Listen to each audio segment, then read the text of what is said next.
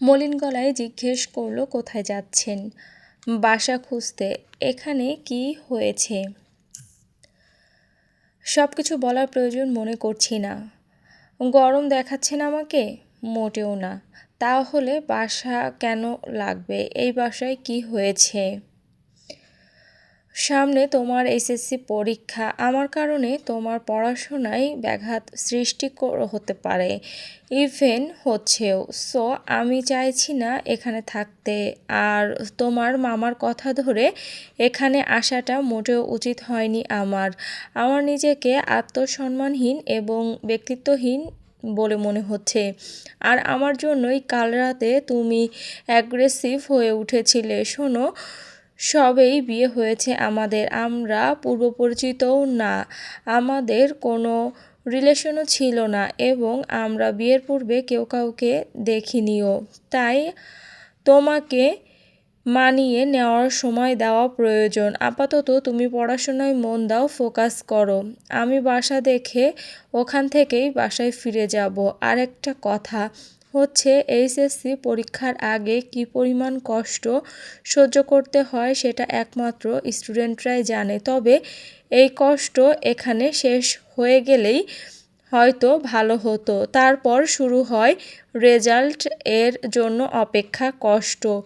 এটা শেষ হতে না হতেই শুরু হয় অ্যাডমিশনের টেনশন। সো আমি বলবো তুমি মন দিয়ে পড়াশোনা করো, প্রিপারেশন নাও। ও, এখানে থাকলে শবনমের সাথে যোগাযোগ করতে সমস্যা হবে, তাই না? ফাও কথা বলবে না, আর কথায় কথায় ওকে আমাদের মধ্যকার বিষয়ে টেনে আনবে না। শবনম আমার ফার্স্ট, আর তার সাথে আমার কোনো সম্পর্ক নেই। চেনা আছে আপনাদের। আসতে না আসতেই অনন্যার সাথে ও গলাগলি শুরু করে দিয়েছেন। আজে বাজে কথা বলতে মুখে বাজে না তোমার? ছি, সত্যি কথা বললেই তো দোষ। কোনটা সত্যি বলেছ? এখন নিশ্চয়ই শবনমের সাথে দেখা করতে যাবেন, তাই সাহেবের মতো শার্ট প্যান্ট পরে রেডি হয়েছেন। মিস করছেন বুঝি ওই পরকীয়ার রানী শবনম শাকচুন্নিকে? বারবার এক কথা বলে রাগ উঠিও না। আমি এমনিতেই রেগে আছি তোমার বিহেভিয়ারে। 100 বার বলবো, 1000 বার বলবো, কোটি বার বলবো, ধৈর্যের পরীক্ষা নিও না। 100 বার নিব। এত জেলাস কিসের জন্য? কোথায় জেলাস করলাম? আমাকে পছন্দ করছো না, আবার আমার সাথে থাকতে চাও না, সংসারও করতে চাও না, ডিভোর্স দিয়ে চলে যেতে বললে তাও শুনছো না, কাউকে আমার আশেপাশে সহ্যও করতে পারছো না, উল্টো তাকে নিয়ে বাজে মন্তব্য করছো, শবনমের নামও শুনতে পারছো না, ওকেও জেলাস করছো, পথও ছাড়ছো না, আবার খালিও করছো না, দখলও করছো না, আগলেও নিচ্ছ না, আবার থেকে যেতে বললেও শুনছো না। ব্যাপারটা কি? এই সব করার মানে কি? অ্যান্সার দাও। স্ট্রেট ফরওয়ার্ড, আপনি আমার সতীত্ব কেড়ে নিয়েছেন, আর সেটা যেভাবেই হোক। একজন নারীর সতীত্ব তার গর্ব, অহংকার। আপনি সেটাই নিয়ে গেছেন।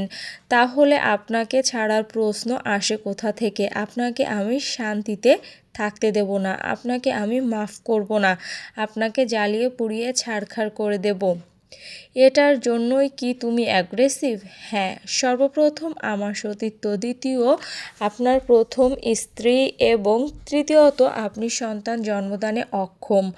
আর সব কিছু বাদ। শোনো, এই পর্যন্ত যা যা হয়েছে সব অ্যাক্সিডেন্টলি। কাল রাতেরটা তোমারও ইচ্ছে ছিল। সে যাই হোক, কিছু একটা বিষয়ে আমার খুব কষ্ট হচ্ছে। কিন্তু যাই হোক, সে যাই হোক, কিন্তু একটা বিষয়ে আমার খুব কষ্ট হয়। কি সেটা? শেহজাদের মুখোমুখি দাঁড়ায়, ঠোঁট স্পর্শ করে বলল, আমার খারাপটা কোথায় লাগে জানেন? এই ঠোঁট অন্য নারীকেও ছুঁয়েছে। কিছু বলতে পারল না শেহজাদ। সব কিছুর জন্য সরি সুনেত্রা। হঠাৎ শেহজাদের মনে পড়ল কিছু একটা। পকেট থেকে ঔষধ বের করলো, গ্লাসে পানি ঢেলে বলল, এটা খাও। কি এটা? ঔষধ। কিসের ওষুধ? খেতে বলেছি খাও, প্রশ্ন করো না। পিল? হ্যাঁ, খাবো না। জিদ করছো? শেহজাদ নিজেই গালের মধ্যে ওষুধ ঢুকিয়ে দিয়ে পানি মুখে দিয়ে বলল, নাও গিলো। খেয়ে বলল, এইসব করে কি বুঝাতে চান? মানে আপনি সন্তান জন্ম দিতে পারবেন এটাই, তাই না? কিছু না। বাহ, ভালোই অভিনয় জানেন দেখছি। আসছি। বাসায় বাজার লাগবে, নিয়ে আসুন। স্বামীর দায়িত্ব পালন করুন। আর এখানেই থাকছেন? শবনমের আশেপাশে ঘুরঘুর করেছেন তো আপনার পায়ের নলি থেতলে দিব। আর ওই শাকচুন্নিটাকে একবার পাই, ওর সবগুলো চুল তুলে ফেলবো। নিজেকে ধাতস্থ করল শেহজাদ। আচমকা মিঠির দিকে এগিয়ে এলো। ভোরকে গিয়ে চোখ বন্ধ করে ফেলল মিঠি। মৃদু হাসল শেহজাদ। মিঠির মুখটা ভয়ার্ত। সুন্দর চোখ জোড়ার প্রলম্বিত পাপড়িদ্বয় কি সুন্দর করে কাঁপছে। চিকন পাতলা গোলাপি ঠোঁট জোড়াও তিরতির করে কাঁপছে। কি সুন্দর, মোহনীয়, মনোমুগ্ধকর একটা দৃশ্য। ঘোর লেগে গেল শেহজাদের। মেয়েটার চোখগুলো হরিণ টানা আর মারাত্মক সুন্দর। আচমকা মিঠিকে কাছে টেনে আনলো। চমকে গেল মিঠি। চোখ মেলতেই চোখে চোখ রাখল শেহজাদ। সুনেত্রা! থমকে গেল মিঠি। আচমকা কপাল ধরল হৃদয় আচমকা কাঁপন ধরল হৃদয় অলিন্দে। চোখ বুজে ফেলল হঠাৎ। শেহজাদ এমন করে ডাকবে ভাবতে পারেনি কস্মিনকালেও। ঘোর লাগা কণ্ঠে জিজ্ঞেস করল, আমার উপর অধিকার খাটাচ্ছ সুনেত্রা? ফের থমকে যায়। হৃদয় অলিন্দে আবারও ঝড় বইতে শুরু করল। কম্পিত গলায় প্রতিউত্তর করল, তো কে খাটাবে? আমাকে তো পছন্দ করছো না, তাহলে কেন অধিকার খাটাও? জানি না, ছাড়ুন। ছাড়ল না শেহজাদ। মিঠির মুখে ফু দিয়ে বেরিয়ে আসা চুলগুলো সরিয়ে দিল। মানুষটার শরীর থেকে পুরুষালী একটা বুনো সুবাস আসতেই অনার্য ইচ্ছায় শিহরিত হলো মিঠি। শেহজাদ ছাড়ল না। উল্টো ড্রেসিং টেবিলের সামনের দিকে এগিয়ে মিঠিকে ঘুরিয়ে পেছন থেকে জড়িয়ে ধরে জামার ভেতর থেকেই হাত রাখল তলপেটের উপর। কেঁপে উঠল মিঠি। মুখ গুজল কাঁধে। সেখানে গাঢ় চুমু খেলো। চোখ বন্ধ করে ফেলল মিঠি। খুব আস্তে করে কানের পাশে মুখ ডুবিয়ে বলল, তুমি স্বীকার করো আর না করো, কিন্তু তুমি আমাকে ভালোবেসে ফেলেছ সুনেত্রা। I am 100% sure. ফের সুনেত্রা বলায় থমকে যায় মিঠি। আর কথাটায় যেন কিছু একটা মিশ্রিত ছিল, যা শ্রবণেন্দ্রিয়তে পৌঁছাতেই হৃদয়ালিন্দ কম্পিত হয়ে একরাশ হিমশীতল শিহরণ বয়ে গেল শিরদাঁড়া বেয়ে। কম্পিত গলায় বলল, একদম না। তোমার অহংকারী সত্তা হয়তো স্বীকার করছে না, কিন্তু এটা সত্য যে তুমি আমাকে মনে প্রাণে ভালোবেসে ফেলেছ সুনেত্রা। আর তা তোমার মনের অজান্তেই। তবে সেটা এখনও উপলব্ধি করতে পারছো না তোমার মনে দাম্ভিকতা থাকায়। ভালোবাসবে না বাসবে না বলে তুমি বোধহয় ভালোবেসেই ফেলেছ। আসলেই এটা ঐশ্বরিক, সৃষ্টিকর্তা প্রদত্ত। স্বামী স্ত্রীর বন্ধনে তিনিই এই প্রেম সৃষ্টি করেন। নীরব রইল মিঠি। আসলে কি সত্যি? এটা কিভাবে সম্ভব? আমাকে সহ্য করতে পারছো না, কিন্তু ঠিকই আমার ছোঁয়াগুলো তুমি উপভোগ করো। যখন তোমাকে কাছে আসার আহ্বান করি, নির্লিপ্তে তুমি সায় দাও।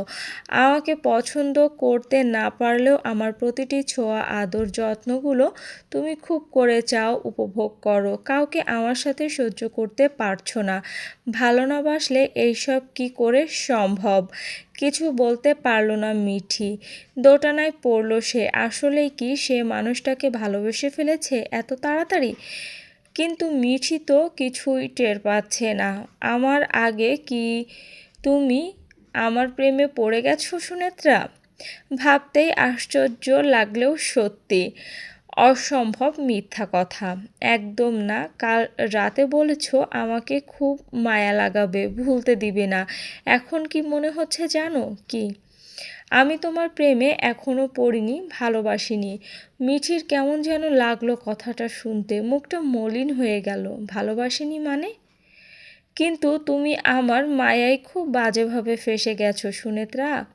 তুমি আমার প্রেমে পড়ে ভালোবাসতে শুরু করেছো, তাই কাউকেই আমার আশেপাশে সহ্য করতে পারছো না।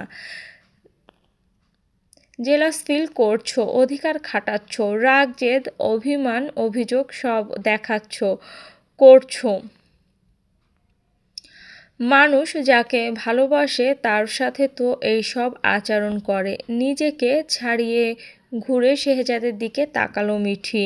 এখন তো মনে হচ্ছে তুমি আমাকে ভুলতে পারবে না, কারণ আমি যদি তোমার প্রথম প্রেম হই তাহলে তুমি আজীবন আমাকে স্মরণে রাখতে বাধ্য। শুনেছি মেয়েরা নাকি প্রথম প্রেম আর প্রথম স্পর্শ ভুলতে পারে না, আর সেই মানুষটাকেও না। কাঁপে কেঁপে উঠল মিঠির বুকটা। মৃদু হাসল শেহজাদ। তুমি ভুল করে কাউকে ভালোবাসতে পারবে ঠিকই, কিন্তু ভুল করে ভালোবাসার মানুষটিকে কখনোই ভুলে থাকতে পারবে না সুনেত্রা। কনফিউজড মুখ করে শেহজাদের মুখের দিকে তাকিয়ে রইল মিঠি। জানো আমিও পণ করেছি কি? মিঠির কানে কানে বলল, যত যাই হয়ে যাক না কেন তবু আমারে দেব না ভুলিতে। স্ট্যাচু হয়ে দাঁড়িয়ে রইল মিঠি। কিন্তু এটা তো তার কথার কথা, কিন্তু মানুষটা একই বলছে। তুমি ফেঁসে গেছো সুনেত্রা, একদম বাজেভাবে ফেঁসে গেছো। নিজের দম্ভ অহমিকার কাছে হেরে আমাকে ভালোবেসে ফেলেছ। একদম না। তোমার এই দাম্ভিক মনটা স্বীকার করবে না জানি, কিন্তু এটা তো শিওর যে ভালোবেসে ফেলেছ। এখন ভালোবাসি বলো? কখনো না। আমি অপেক্ষা করব, যা ইচ্ছে তাই করুন। মিঠির শরীরে কম্পন ছড়িয়ে গেছে বৈদ্যুতিক স্পর্শের ন্যায়। আচমকা মিঠির কপালে, গালে, কানে, গলায় চুমু খেলো। এরপর সময় নিয়ে ঠোঁটে গভীর চুমু খেলো। কিন্তু মিঠি সরল না, সরিয়েও দিল না। চোখ বন্ধ করে উষ্ণ স্পর্শগুলো ফিল করলো। মৃদু হাসল শেহজাদ। তাকে অপছন্দ করলে সরিয়ে দেয় না কেন? ভালো না বাসলে আমার ছোট ছোট ভালোবাসাগুলো কেন নিচ্ছ? সরিয়ে দাও না কেন?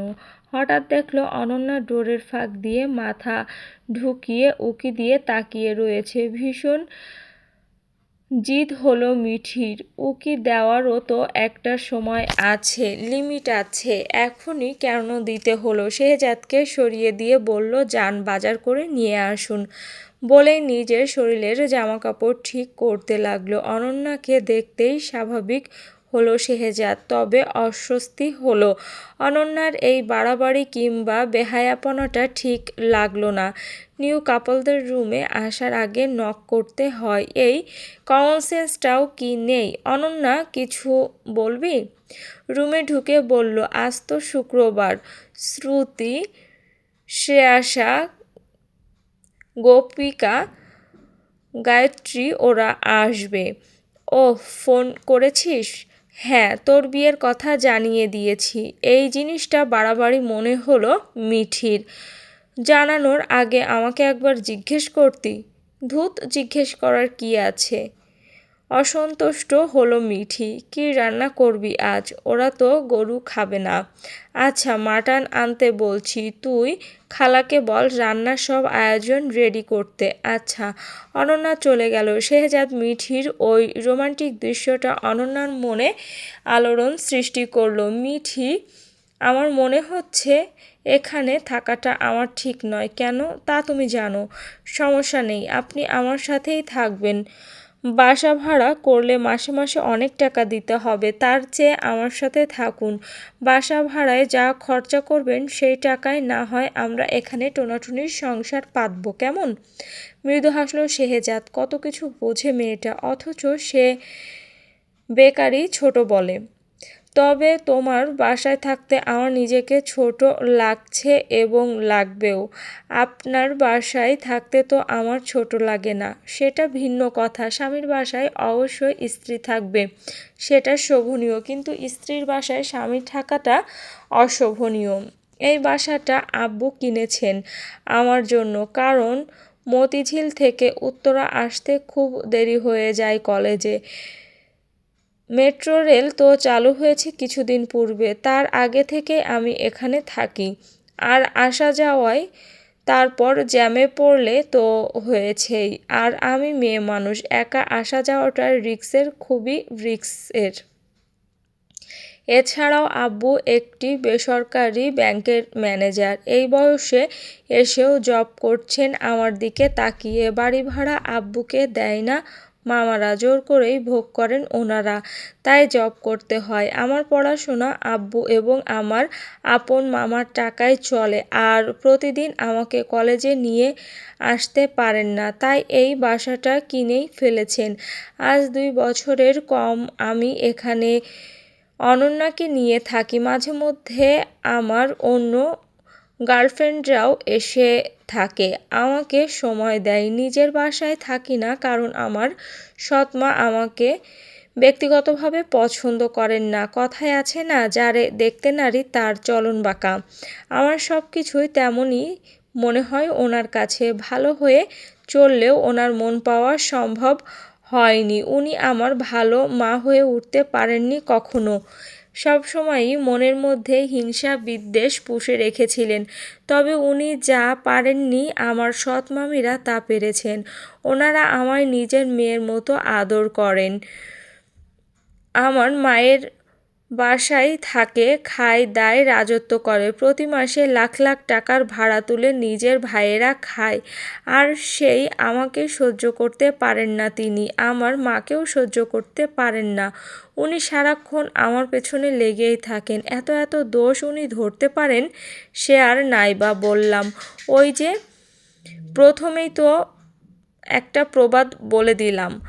আর ওনার জন্য বাসায় আমার পড়াশোনা হয় না বললেই চলে। আর আমার সৎ মামারা চায় না আমি যেন পড়াশোনা করি। বেশি পড়াশোনা করলে হয়তো এই বাড়ির সম্পত্তির সব কিছু বুঝে যাব। তাই এমন নয় যে আমি বোকা, আমি সব বুঝি, তবে চুপ থাকি। এছাড়াও বাসায় থাকতে উনি হয়তো আমার পিছনে লাগবেন, নয়তো কোনো বুয়ার পেছনে, না হয় বাসার হেল্পিং হ্যান্ডকে বকাবকি কিংবা মারধর করবেন, অথবা অহেতুক কারণ দেখিয়ে বাসার কেয়ারটেকার, ড্রাইভার, আর না হয় বাসার যে কোনো ভাড়াটিয়ার সাথে লাগবেন। যদি তা না পাই তো মামিদের দোষ খুঁজে ওনাদের পেছনে লাগবেন। মামির সাথে উনি খুব দাপট দেখায়, মিল নেই বললেই হয়। সেখানে তো আমি আবার ওনার সতীনের মেয়ে। আর আব্বুর সাথে তো প্রতিদিন ঝগড়া লাগবেই, মাস্ট। ওখানে আমার পড়াশোনা হয়ই না বললেই হয়। ঠিকমতো ঘুমাতেই পারি না। সকালবেলা ঘুম থেকে উঠেই ঠুসঠাস আওয়াজ শুরু করবে। হেল্পিং হ্যান্ডকে শিখিয়ে দেবে সোফাগুলো জোরে জোরে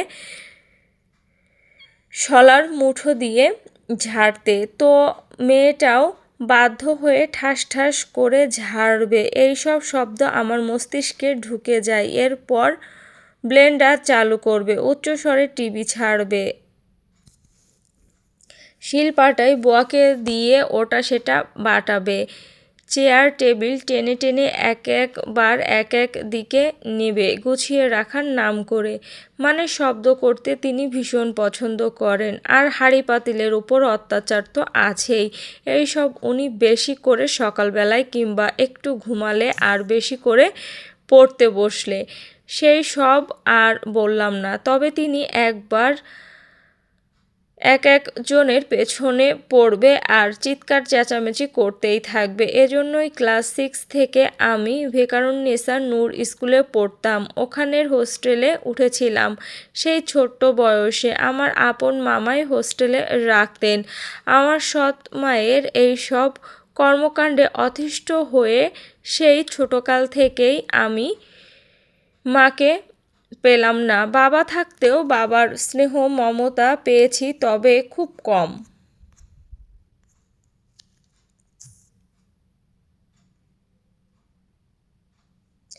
মিঠির এই কথায় বিষাদ আর হতাশা ছিল। খুব খারাপ লাগলো শেহজাদের। মামাকেও তেমন একটা কাছে পায়নি, দূর দেশে থাকেন তিনি। সেই থেকেই আমি একাকিত্বে এবং ডিপ্রেশনে ভুগে কিছুটা জেদি হয়েছি। সবার বাবা মা সবাইকে কত আদর করতো, মিলেমিশে স্কুলে নিয়ে আসতো, আর আমাকেই একা পথ চলতে হতো। আমার জীবন এবং ক্যারিয়ার গড়ার জন্য অনেক স্ট্রাগল করেছি। জানেন, পারিবারিক সুখ শান্তি বেশিরভাগ ক্ষেত্রেই পরিবারে থাকা কিছু নিচু মন মানসিকতার সম্পন্ন সদস্যের কারণেই নষ্ট হয়। তেমনটা আমাদেরও হয়েছিল। পারিবারিক যন্ত্রণা অশান্তি দিন দিন একটি মানুষকে ভিতর থেকে মেরে ফেলে, তেমনটা আমাকেও। তবে জানেন, একটা নির্দিষ্ট বয়সে আসার পর বুঝতে পারলাম, কিংবা বোঝা যায়, মা ছাড়া আসলেই দুনিয়াতে কেউই আপন নয়। আমার কাছে মনে হয় যে মা ছাড়া কোথাও কেউ নেই।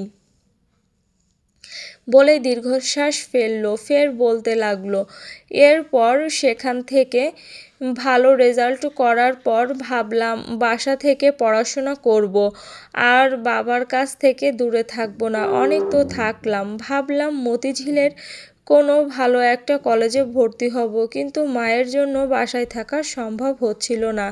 মা আরও বেশি আমার উপর চওড়া হয়। শেষে আমার আপন মামা আমাকে উত্তরার রাজুর মডেল কলেজে ভর্তি করান। মামা আমাকে হলে থাকতে দেননি, কারণ হলের মেয়েরা এক একজন এক এক মানসিকতার। আরও আমি যেহেতু জেদি, তাই ভয় পেতেন, ভাবতেন বনিবনা হবে না। আচ্ছা যাক, বললে সে অনেক কথা, আর বিস্তারিত নাইবা বললাম। যারা হলে থেকে পড়াশোনা করছে কেবল তারাই বুঝবে। এবার কলেজ বন্ধ হওয়ায় এবং সামনে যেহেতু ফাইনাল এক্সাম, তাই ভাবলাম বাসা থেকে ঘুরে আসি। এক্সামের চক্করে পড়লে তো আর আসা হবে না। তাই ভাবলাম 2-3 দিন থেকে চলে যাব। কিন্তু আমার থাকাটা মায়ের পছন্দ হচ্ছিল না। রাতে কিছু একটা নিয়ে আব্বুর সাথে ঝগড়া লেগে হেল্পিং হ্যান্ডকে মারধর করতে লাগলেন। আমি গিয়ে ছোটানোর চেষ্টা করলাম। তাকে রেখে এবার মা আমার গায়ে হাত তুলতে নেয়, তখন বাবা ধরে ফেলেন। এরপর শুরু হয় আর এক ধাপ ঝগড়া।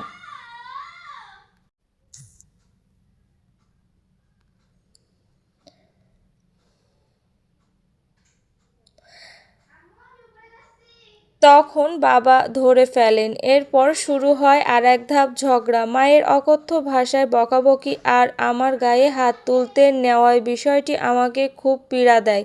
তাই আমি রাগ করে বৃষ্টির মধ্যে বাসা থেকে বেরিয়ে ছাদে চলে যাই এবং ওখানে প্রায় ঘন্টা দুয়েক বৃষ্টিতে ভিজে আমার নিজের মায়ের শূন্যতায় কান্নাকাটি করতে থাকি। কিছুক্ষণ পর পানি এসে আমার সামনে কিছুক্ষণ পর আপনি এসে আমার সামনে দাঁড়ান। কিছু জিজ্ঞেস করতেই আমি ভয় পেয়ে ঘাবড়ে যাই এবং অসতর্কতাবশত সেন্সলেস হয়ে পড়ি। তারপরেও ঘটনাগুলো তো আপনার জানা, বলে আবারও থামলো, দম নিল একটু, ফের বলতে লাগলো, যা বলার জন্য এত কিছু বললাম তা হলো, এই বাসাটা মামার চাপে পড়ে আব্বু কিনেন। এখানে মামা আর আব্বুর টাকা দিয়ে কেনা। আমি একা থাকি এখানে। আব্বু সপ্তাহের 3 থেকে 4 দিন এসে থাকেন। আমার নানা নানু নেই, খালাও নেই, শুধু আপন একটা মামা আছেন। তিনি আমেরিকা থাকেন সপরিবার নিয়ে, দেশে তেমন একটা আসেন না। আমার পড়াশোনার খরচ ও ভরণ পোষণ মামাই সব দেন। এজন্যই বলছি আলাদা বাসার প্রয়োজন নেই। আর আমার বাসা মানে আপনার, আপনার মানে আমার। স্বামী স্ত্রীকে একে অপরের পরিপূরক এবং অর্ধাঙ্গিনী কেন বলা হয়েছে বুঝতে পারেন না?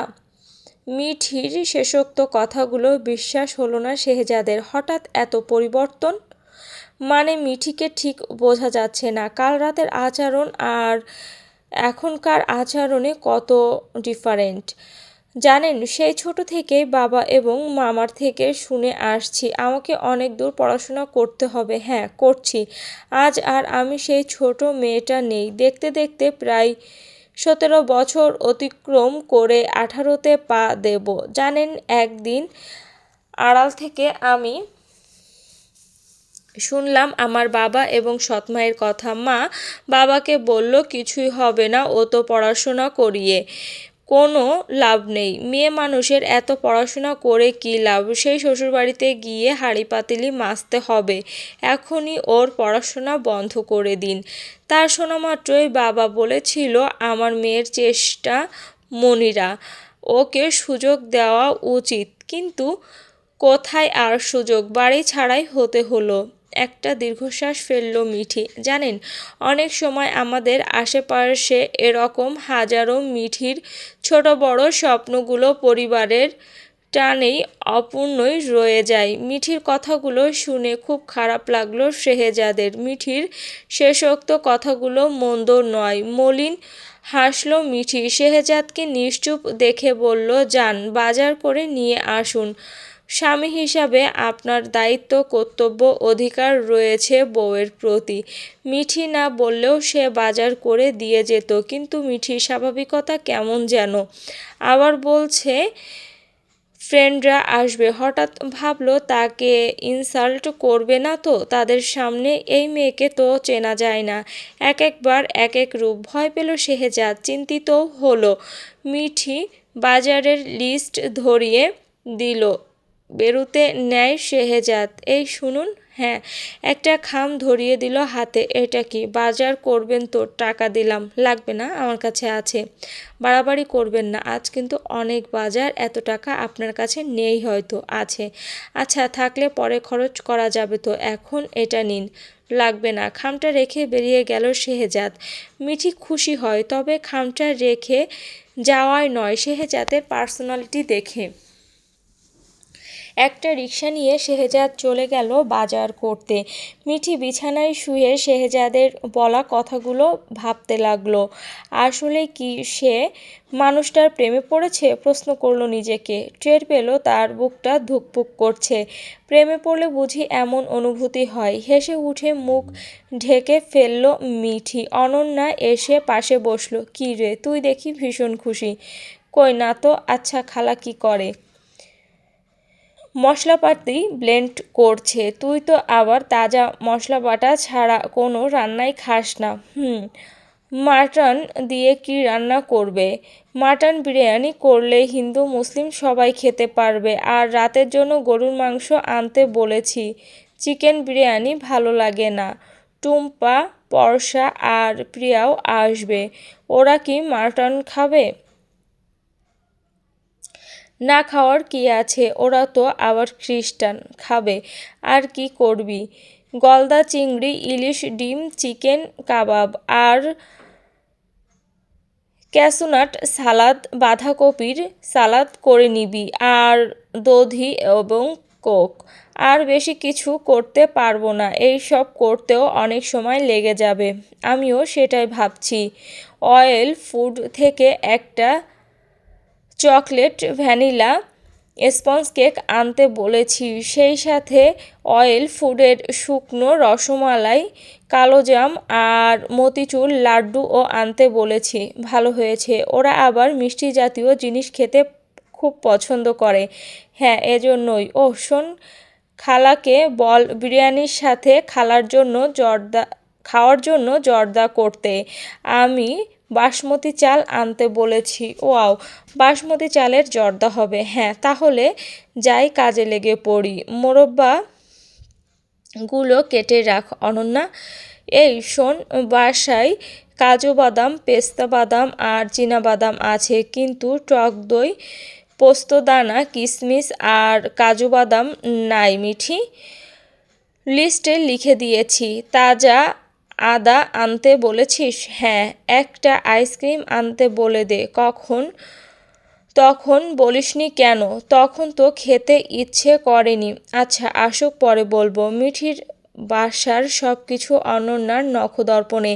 কোথায় কি আছে না আছে সব অনন্যার মুখস্থ। বলা যায় অনন্যাও মিঠির পরিবারের একজন সদস্য।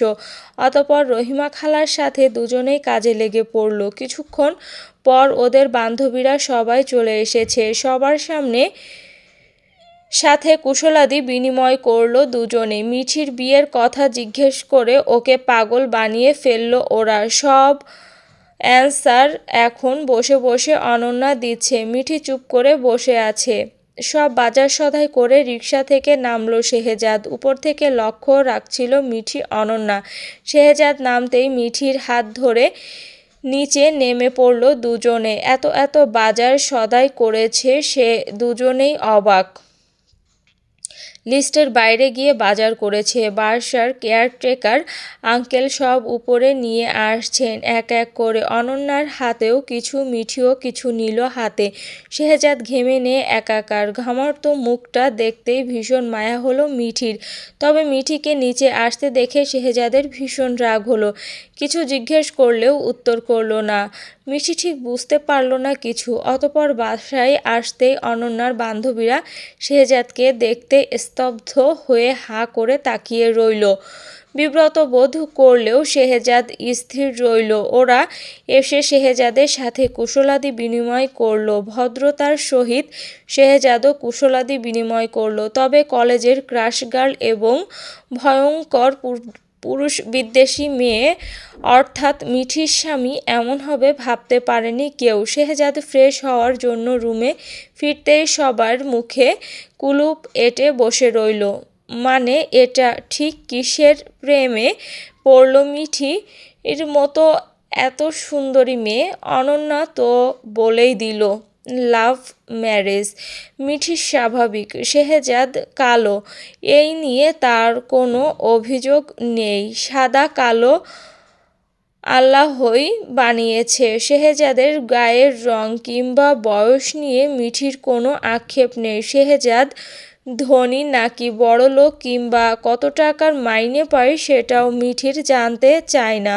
তবে একটা জিনিস মিঠি মানতে পারে না, শেহজাদের প্রথম বিয়ে এবং সন্তান জন্মদানের অক্ষমতা। হাত মুখ ধুয়ে ফ্রেশ হয়ে নিল শেহজাদ। বর্ষাকাল হলেও আজ মাত্রাতিরিক্ত গরম পড়েছে।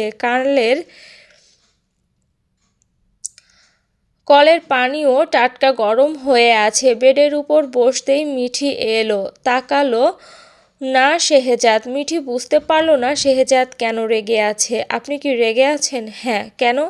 নিচে কেন গিয়েছো? তো কি হয়েছে? কি হয়েছে মানে? না বললে কিভাবে বুঝবো? মিঠিকে ড্রেসিং টেবিলের সামনে দাঁড় করালো। একবার নিজের দিকে দেখো। নিজেকে দেখলো মিঠি। কই কিছুই তো হয়নি। আরও রাগ হলো শেহজাদের। এইসব কি পরেছো? আমি সবসময় এইসব পরি। বাসার মধ্যে পরো ভালো কথা, বাইরেও এইসব পরে কেন গেলে? সবসময় তো যাই। কেয়ারটেকার রিকশাওয়ালা তোমার দিকে কিভাবে তাকিয়ে রয়েছিল খেয়াল করেছিলে? কিছু বলল না মিঠি। তোমাকে এভাবে দেখলে যে কোনো পুরুষের কামনা জাগবে শুনতে খারাপ লাগলেও সত্য। চুপ রইল মিঠি। যাও দ্রুত সালোয়ার আর শরীরে ওড়না জড়াও। আমার সামনে ব্যতীত কারোর সামনে তুমি এইসব ড্রেস পরতে পারবে না, স্ট্রেট বলে দিলাম। সেদিন রাতেও তুমি এইভাবে বের হয়েছ। রাগ হলেও কিছু বলিনি। কথা বাড়ালো না মিঠি। বিরক্তকর চোখে তাকালো শেহজাদ। আসার পর থেকে লক্ষ্য করছে মিঠি মিনি ফ্রক পরছে, স্কার্ট পরছে। ফকফকা সাদা ধবল উরু দুটো বেরিয়ে থাকে। কতটা আবেদনময়ী দেখায় সেটা জানে মেয়েটা। নতুন বিয়ে হয়েছে বিধায় অনধিকার চর্চা হবে বলে কিছু বলেনি এই 2 দিন। আজ তো সোজা নিচে নেমে গেল। কোন দিন খালি বাসায় পেয়ে কে কি করে বসে। মিঠিকে নিয়ে শেহজাদের ভয় হচ্ছে এখন। এই কেয়ারটেকারকেও সুবিধার বলে মনে হচ্ছে না। এক রঙা সালোয়ার আর ওড়না জড়িয়ে রুম থেকে বেরিয়ে গেল মিঠি। কিছুক্ষণ পর এক গ্লাস দইয়ের শরবত করে আনলো। নিন, ভালো লাগবে, লেবু দিয়েছি। রাগ হলেও নিজেকে দমালো। নির্লিপ্তে হাত থেকে নিয়ে পান করতেই হঠাৎ অনন্যা এলো। দুলাভাই, প্লিজ একটু হেল্প করুন না। বলো। বাসায় স্টার এনিস, আখরোট আর কেওড়ার জল শেষ হয়ে গিয়েছে, প্লিজ একটু এনে দিন। বিরিয়ানিতে স্টার এনিস না দিলে ঘ্রাণটা আসবে না। দিচ্ছি। তখন বলিসনি কেন? লাগবে মনেই ছিল না। তপ্তশ্বাস ফেলল মিঠি। দুলাভাই আসার সময় একটা ভ্যানিলা আইসক্রিম নিয়ে আসবেন। আচ্ছা, আর কিছু লাগবে না। বেরিয়ে গেল শেহজাদ। ওরা হলরুমে এলো। টুম্পা বলল, বাইরে কি গরম পড়েছে, এই গরমে ওনাকে আবার পাঠানোর কি দরকার ছিল? অনন্যা আরও স্বাস্থ্যবান মানুষ, কোন সময় হিটস্ট্রোক করে বসে। কিছু হবে না। অনন্যা চিন্তা না হলেও হিটস্ট্রোকের কথা শুনতেই মিঠির চিন্তা হলো। এবার সত্যিই এবার খারাপ লাগলো। আজ ঢাকায় মাত্রাতিরিক্ত গরম পড়েছে। অনন্যাকে কিছু বলাও যাবে না, মনে কষ্ট পাবে। মিঠিকে আনমনা দেখে শ্রুতি বলল, তোর হাজবেন্ড এত কালো? মানে কিভাবে মনে ধরল তোর? কালো বলে কি মানুষ না? তা বলিনি, কিন্তু তুই তো একটু অহংকারী ছিলি। এই ব্যাপারে কোনো ছেলেকেই পাত্তা দিতি না, বলা যায় ভয়ঙ্কর রকমের পুরুষবিদ্বেষী। যাকে পাত্তা দিয়েছি তাকে জামাই বানিয়ে ছেড়ে দিয়েছি। অনন্যা বলল, কয়দিন পর বাপ বানিয়ে ছেড়ে দিবে। মুখটা মলিন হয়ে গেল মিঠির। সে ভাগ্য কি তার আছে? একটা দীর্ঘশ্বাস বেরিয়ে এলো। পৃথিবীতে সবাই কি সব পায়? একদম না। আবার পেলেও হয়তো পায়। শ্রেয়াসা বলল, তবে তোর হাজবেন্ড একটু বেশিই কালো, আরও বয়স্ক বলে মনে হলো। ভুঁড়ি একটাও কেমন বের হয়েছে। অনন্যা বলল, ভুঁড়িতে মাথা রাখতে মুখ গুছতে অনেক আরাম। আমিও ভুঁড়িওয়ালা ছেলে দেখে বিয়ে করব। চট করে অনন্যার দিকে তাকালো মিঠি। তুই কিভাবে জানিস ভুঁড়িতে মাথা রাখতে আর মুখ গুছতে আরাম? আরে একটু ইমাজিন করেছি। কাকে নিয়ে? তোকে আর তোর স্বামীকে। অসন্তুষ্ট হলো মিঠি। নাকি অনন্যা নিজেকে শেহজাদের সাথে ইমাজিন করেছে? বুক কাঁপতে লাগলো মিঠির। অনন্যা শেহজাদকে কেড়ে নিবে না তো? শেহজাদ নিজেও থাকতে চায় না অনন্যার জন্য। মহাচিন্তায় পড়ল মিঠি। গোপিকা বলল, বাহ অনন্যা, দারুণ, এগিয়ে যা। তোরা সবাই ভুঁড়িওয়ালা ধরে বিয়ে করছিস, কেউ প্রেমে পড়ে বিয়ে করছে, আবার বাকি থাকবো আমরাও আজ থেকে ভুঁড়িওয়ালা বর খুঁজতে রোডে নামবো। টুম্পা বলল, মাইকে অ্যানাউন্সমেন্ট কর, যা, তুই কর। গায়ত্রী বলল, থাম তোরা। শ্রেয়াসার পূর্ব কথাই মিঠি বলল, তুই মুসলিম হয়েও জানিস না আমাদের সাহাবী বেলাল রাদিয়াল্লাহু ও কিন্তু কালো ছিলেন, কিন্তু আল্লাহ পাক ওনাকে অনেক পছন্দ করতেন। ওনার রূপ দেখে নয়, ওনার আখলাক চরিত্র ত্যাগ দেখে। জানতাম না, মাত্র জানলাম। তবে তোর হাজবেন্ডের মাঝে যদি এসব গুণ থাকে, অবশ্যই ওনাকে উঁচু মাকাম দান করবে আল্লাহ। হ্যাঁ ঠিক। অনন্যা বলল, কালো হয়েছে কি হয়েছে? আল্লাহর কাবাঘরের গিলাফও কালো রঙের, আর উনি মানুষটা কালো হলেও। অনন্যা বলল, কালো হয়েছে কি হয়েছে? আল্লাহর কাবাঘরের গিলাফ ও কালো রঙের, আর উনি মানুষটা কালো হলেও নিরহংকার, অমায়িক। ওনার মাঝে কোনো অহংকার নেই, দেখিনি। তিনি খুব ফ্রেন্ডলি, আর দেখলে বোঝাই যায় উনি খুব সাধারণভাবে জীবনযাপন করতে পছন্দ করেন। পারসা বলল, কালো বলে তোর মন খারাপ হয় না? কালো বলে কোনো কথা না, আমার মন খারাপ হয় না এতে। উনি আমার মন ভালো রাখতে পারেন, নামাজ পড়েন, ওনার চরিত্র ভালো এবং সৎ পথে চলেন, এটাই আমার কাছে অনেক। ওনাকে আমার সাদিওমানের মতো ভালো লাগে। গোপিকা বলল, মিঠি তুই সাদিওমানের খেলা দেখিস? আমারও খুব পছন্দের। চলবে। হ্যালো বন্ধুরা, এই গল্পের পরবর্তী পার্ট খুব শীঘ্রই এই চ্যানেলে আপলোড করা হবে। তো তোমরা যারা যারা এখনও চ্যানেলটি সাবস্ক্রাইব করনি তারা অবশ্যই সাবস্ক্রাইব করে রাখবে এবং পাশের বেল বাটনটি অন করে দেবে। এবং এই গল্পটি যাদের যাদের ভালো লেগেছে